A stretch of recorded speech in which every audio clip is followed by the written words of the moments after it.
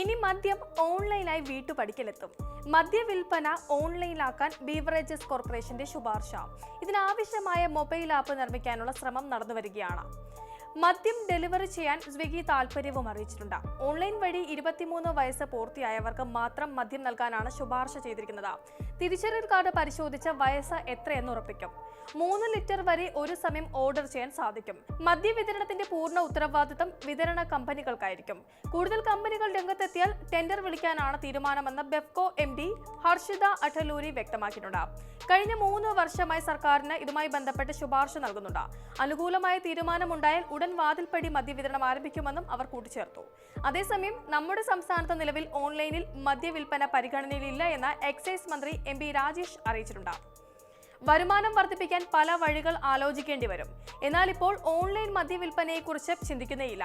മദ്യവിൽപ്പനയുടെ കാര്യത്തിൽ സംസ്ഥാനത്ത് ഇപ്പോഴും യാഥാസ്ഥിതിക മനോഭാവം നിലനിൽക്കുന്നുണ്ട്. ഡിസ്റ്റിലറിയുടെ കാര്യം തന്നെ ഉദാഹരണമാണ്. മറ്റ് സംസ്ഥാനങ്ങളിൽ ഡിസ്റ്റിലറി അനുവദിച്ചവർ തന്നെ ഇവിടെ എതിർത്തു.